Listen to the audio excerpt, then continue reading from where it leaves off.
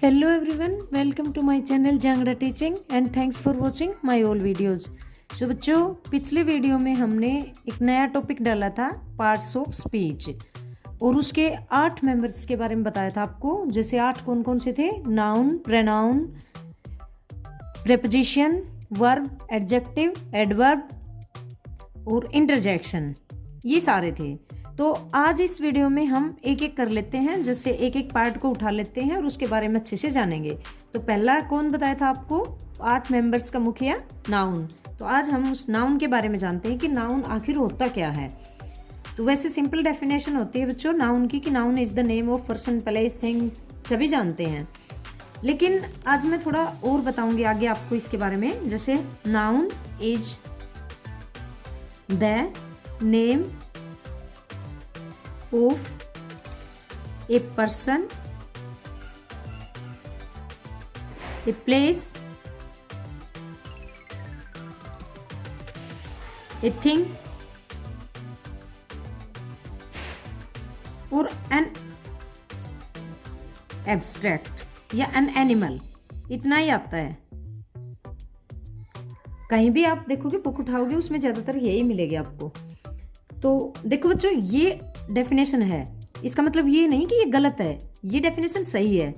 लेकिन एक सवाल उठता है दिमाग में कि क्या ये डेफिनेशन हमारी कंप्लीट है? भाई नाउन का मतलब, नाउन संज्ञा, और संज्ञा का मतलब किसी भी चीज़ का, किसी भी जगह का नाम, यानी कि कोई भी चीज़ है उसका कोई ना कोई नाम होगा और वो क्या कहलाएगा? नाउन कहलाएगा। तो जैसे कि इस डेफिनेशन के अकॉर्डिंग, यानी कि वो नाम एक पर्सन, व्यक्ति का भी हो सकता है, वो नाम एक प्लेस, जगह का भी हो सकता है, और वो किसी वस्तु का भी हो सकता है, थिंग, और किसी जानवर का हो सकता है। तो देखो बच्चों, मैंने एक शब्द लिख दिया यहाँ पे, रैट। सभी जानते हैं रैट का मीनिंग तो। लेकिन अब ये बताओ आप, रैट ये भी तो नाम है किसी का। तो आप ये एक बार बताओ, क्या ये रैट एक पर्सन है? नहीं है। क्या ये एक प्लेस है? नहीं है। क्या ये कोई वस्तु है? नहीं है। तो क्या कोई एनिमल है? एनिमल रैट होता है? नहीं है। तो फिर ये डेफिनेशन कंप्लीट कैसे है? नाम तो ये भी है रैट। तो इसका मतलब ये डेफिनेशन तो है लेकिन थोड़ा इनकम्प्लीट लगती है। तो इसका पूरा करते हैं, चलो कैसे लिखे? Noun is the name of a creature, a place, a thing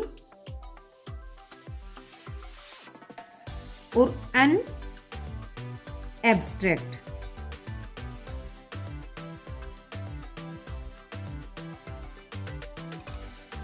देखो बच्चों, अब देखो इसमें रैट लिखा, ये आप समझ गए होंगे। इसी तरह से अगर मैं यहां लिख दूं ऑनेस्टी, ऑनेस्टी, ऑनेस्टी होता है ईमानदारी। तो ये भी तो नाम है, किसी ना किसी भावना का नाम है। तो हमारी ये जो डेफिनेशन है इसी में देखेंगे। ऑनेस्टी क्या एक पर्सन है? नहीं है। एक प्लेस, जगह है? नहीं है। ना कोई वस्तु है और ना कोई जानवर यानी एनिमल है। लेकिन है तो ये भी नाउन। तो फिर हमारी ये डेफिनेशन कैसे कंप्लीट होगी? और इसमें देखो, noun is the name of a creature. Creature का मतलब होता है बच्चों जीवित प्राणी, यानी कि जो भी दुनिया में प्राणी है और वो लिविंग है, जीवित है, इसका मतलब वो क्रिएचर में आ गया। अब वो चाहे रैट हो या कोई एनिमल हो, कोई भी हो, चाहे कोई पर्सन हो। तो ये एक पर्सन लिखने की जरूरत नहीं है क्योंकि वो भी जीवित प्राणी होता है। रैट है, वो भी जीवित प्राणी होता है। कोई जैसे एनिमल लिख दिया हमने, काऊ लिख दिया या कैमल लिख दिया, तो इस तरह से आप समझ गए होंगे कि वो भी तो एक क्रिएचर होता है। तो यही एक वर्ड है जो इसको कंप्लीट कर देता है। Noun is the name of a creature, a place, अब किसी भी जगह का नाम, ए थिंग, किसी भी वस्तु का नाम, और अन एब्स्ट्रैक्ट। अब देखो ये ऑनेस्टी वाली बात, इसको समझो बच्चों। ऑनेस्टी ईमानदारी है तो ये भी नाम। तो एब्स्ट्रैक्ट ने इसको पूरा कर दिया। एन एब्स्ट्रैक्ट क्यों पूरा कर दिया? एब्स्ट्रैक्ट। अब देखो एब्स्ट्रैक्ट, एब्स्ट्रैक्ट का मतलब बच्चों क्या होता है? निराकार, निराकार। तो ऑनेस्टी, ऑनेस्टी का क्यों कोई आकार होता है? नहीं होता है। तो इसका मतलब क्या है, यानी कि कोई भी नाम, चाहे वो हमें चीज दिखाई दे मत दे, या फिर जिसको हम छू सके या ना छू सके, ओनली हम उसको फील कर सके, बस वो होता है एब्स्ट्रैक्ट, निराकार। और निराकार का मतलब होता है जिसका कोई आकार ना हो, उसे हम एब्स्ट्रैक्ट कहेंगे। तो नाउन की कंप्लीट डेफिनेशन बच्चों ये है, और ये ही आपको पता होना चाहिए। Noun is the name of a creature, a place, a thing और an abstract is called noun. तो आई होप मेरी ये बात यहाँ तक आप समझ गए होंगे। मैंने दोनों लिख दी हैं, दोनों में अंतर भी बता दिया है। अब इसका जैसे एग्जाम्पल लिख लेते हैं।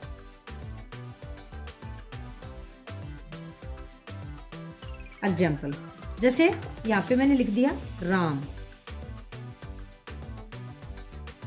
एक मैंने लिख दिया कोई भी एग्जाम्पल, जैसे रैट ही ले लो चाहे, या स्नेक ले लो। एक मैंने लिख दिया डेली, एक जैसे पेन लिख दिया, और एक एग्जाम्पल हमने ले लिया जैसे लव, या हेट भी ले सकते हो, एटसेट्रा। अब देखो बच्चों, हमारी डेफिनेशन के अकॉर्डिंग समझते हैं इन चीजों को।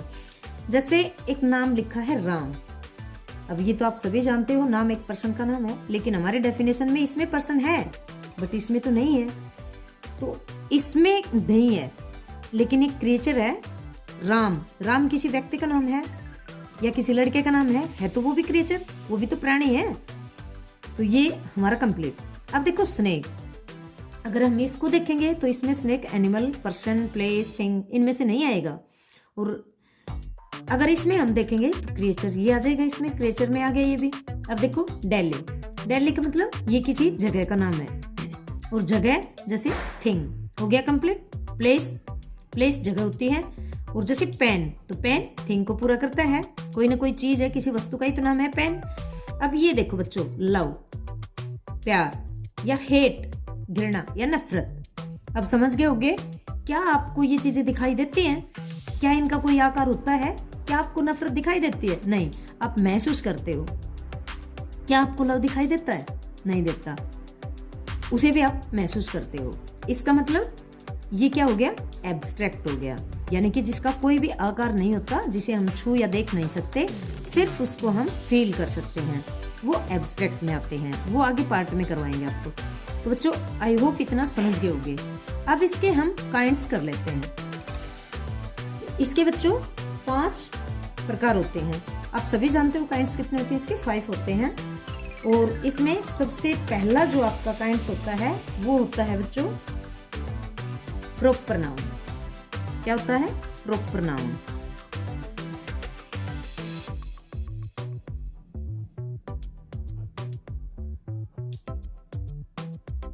प्रॉपर नाउन ये पहला काइंड होता है।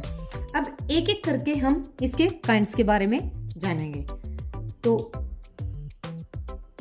इसका कर लेते हैं। जैसे प्रॉपर नाउन क्या होता है बच्चों? The name of a particular person, particular thing, particular place. तो इसी के अकॉर्डिंग कर लेते हैं ताकि आपको दिक्कत ना आए और आप अच्छे से समझ भी जाए। क्या होता है? The name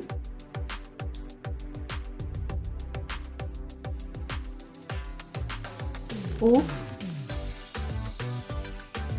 a particular, particular मतलब कोई विशेष नाम, particular person.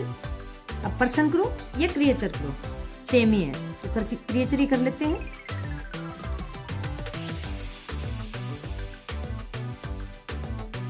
Particular place, particular thing, कोई भी पर्टिकुलर यानी कोई भी विशेष वस्तु, is called proper noun. The name of a particular creature, particular person, particular place, particular thing or particular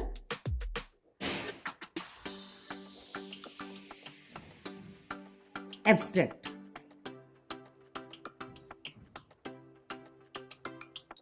is called proper noun. यहाँ तक ये कंप्लीट है बच्चों।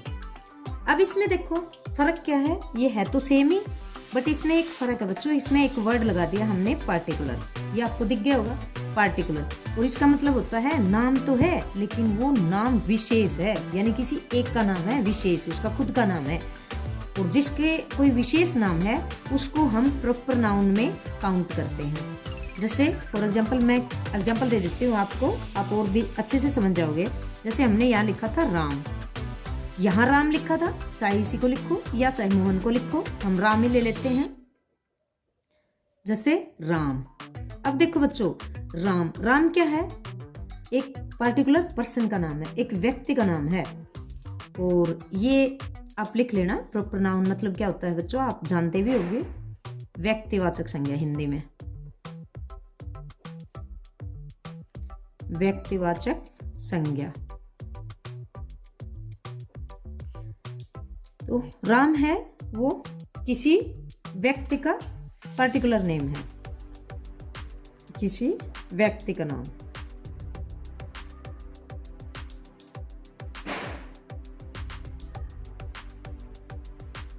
और भी कोई भी एग्जांपल, जैसे मैंने टम्मी लिख दिया, यहाँ पे टॉमी लिख दो।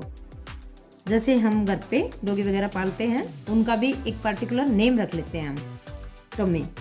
तो जैसे ये किसी प्राणी का नाम हो गया, किसी प्राणी का नाम। इसी तरह से जैसे मैंने यहाँ पे मुंबई लिख दिया, मुंबई। अब ये क्या है बच्चों, ये किसी शहर का नाम है, किसी जगह का नाम है, बट ये पर्टिकुलर नेम है, किसी जगह का नाम।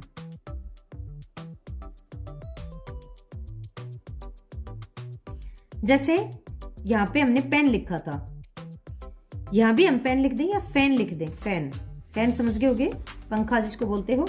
अगर हम फैन लिखेंगे तो समझो बच्चों यहाँ पे देखो, अब इसको हम पार्टिकुलर थिंग नहीं कह सकते, क्योंकि पंखा तो कोई भी हो सकता है, बहुत सारे होते हैं। लेकिन यदि इसके आगे आपने कोई कंपनी का नाम रख दिया, जैसे उषा फैन, अब इसका पर्टिकुलर नेम हो गया।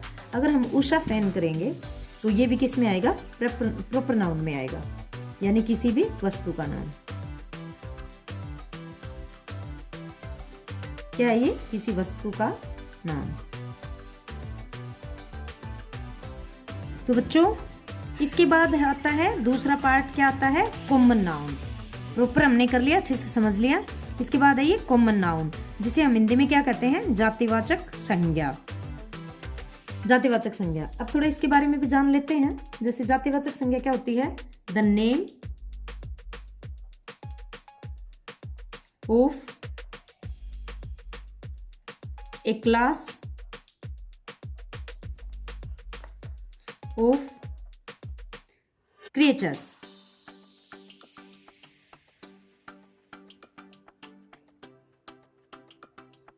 Creatures, places और things।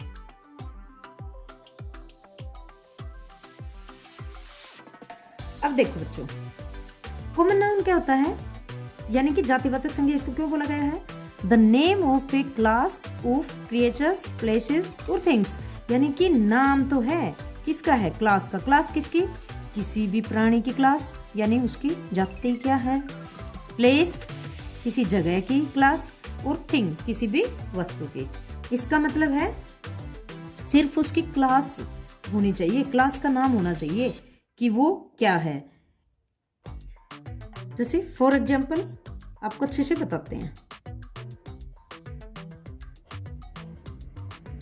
फॉर एग्जाम्पल जैसे बच्चों मैंने एक वर्ड लिखा है यहाँ पे, सिंगर।